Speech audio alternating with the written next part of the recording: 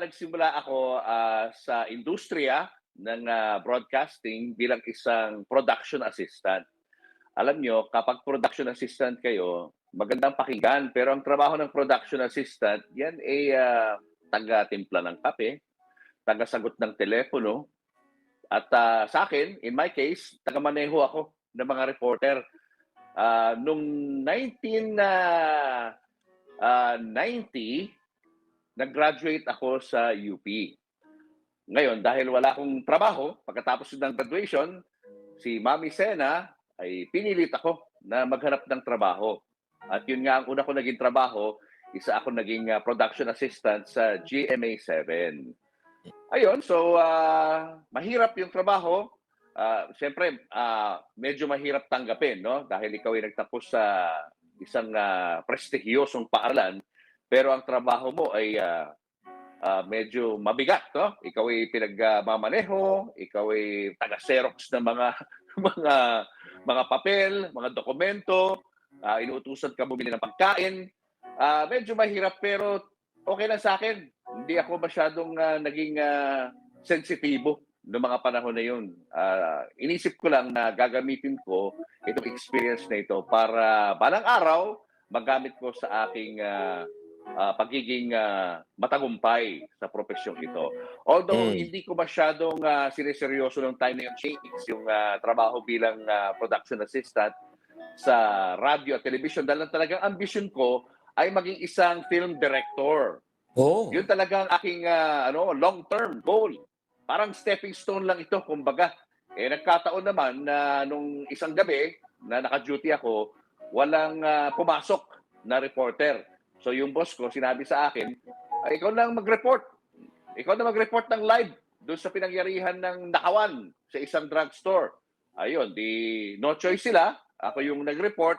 Kinakabahan pa ako noon. Pagkatapos noon, nabigyan ako ng break. Sinabi ng boss ko na, uy, pwede ka naman pala eh. So, minsan-minsan mag-report ka na sa Himpapawid. Pagkatapos noon, nakapag-report na ako paminsan-minsan sa radyo hanggang sa ginawa nila akong radio reporter sa DZBB. At doon na nagsimula yung aking career. Oh, grabe no, interesting na hindi naman alam ng karamihan. Hindi kasi karamihan ang alam ay ikaw ay sa DCMM, sa Channel 2 nag-umpisa pero hindi Hindi. alam ng tao na ikaw pala ay dating nakasama na rin sa DCBB or sa GMA7. Oo. Hindi. Siyempre, Doon ako nagsimula talaga. ito sinabi pinag-uusapan na natin na nagsimula, 'di ba? Magkano ang unang sweldo? Ang unang sweldo, kung di ako nagkakamali, parang 2,000 plus eh. Parang 2,500 yata eh. Kung di ako nagkakamali So matagal na kasi that was 1991. Oo, parang ganun. Oo. Parang So, ganun. siyempre, but still, no, noong 2,500, medyo may kaliitan yan, no, di ba? Oo. Pamasahe, Oo. pagkain. During that time, sa liit ng Oo. sweldo, nakakaipon ka na ba, Papo Julius? Hindi. Tinutulungan ako siyempre ng tatay ko, saka ng nanay ko. Oh. Ang tatay ko, nung time na yun, hindi pa siya nagre-retire sa kanyang trabaho. So, pinapadala niya ako ng pera para magamit ko sa sa aking buhay dito sa Maynila kasi nasa probinsya siya eh. Nasa Dagupan City sila eh. Tapos mag-isa lang ako dito sa Metro Manila. Hindi ko kakayanin mag-isa yon sa liit ng sweldo. Pero ako kasi, hindi ko iniisip masyado yung sweldo eh. Yung iniisip ko yung experience. Yung karanasan na magagamit mo balang araw. So, paano naman nagkaroon ng big break? Like for example, paano ka naman, let's say, nabigyan na talaga ng mas magandang katayuan, di ba? At saka posisyon at siyempre pagkakakitaan.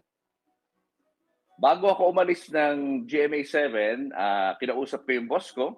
Sinabi ko sa kanya na pwede ba akong mag-apply bilang television reporter. Kasi ako, ang tinapos ko, Chinky, ay film and audiovisual.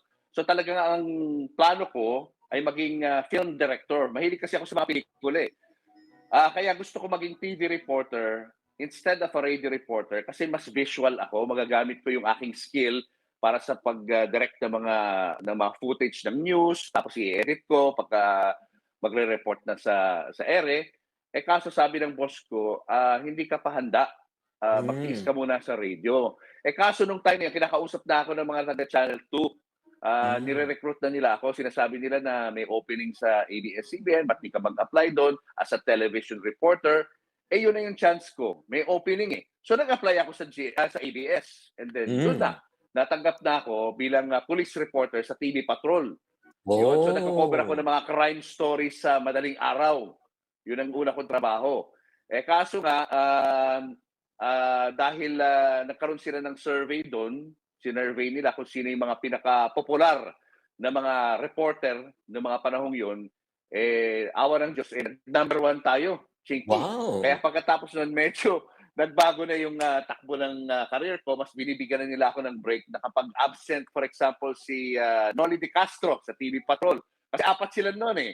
Si Mel Chanco, si Noli, si Kakiko Evangelista, the late Kakiko, at si Angelic Lazo na pinalitan ni Tintin. So, pag may absent doon sa dalawang anchor na yon, ako yung Hmm. pinapalit. Wow. Oo. Doon na nagsimula yung break kasi lumalabas na ako sa primetime newscast as a Hmm. reliever. Yun. Hmm.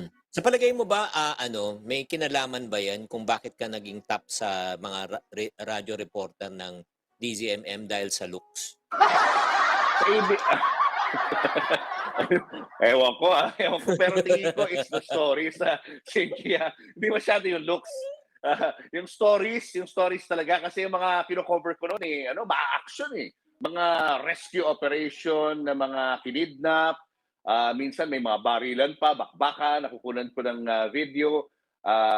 Tas uso noon yung kidnap for ransom, kaya lagi ako naka-assign doon dahil madaling araw na nangyayari yung mga raid ng mga Hmm. police, kaya nakakasama ako doon.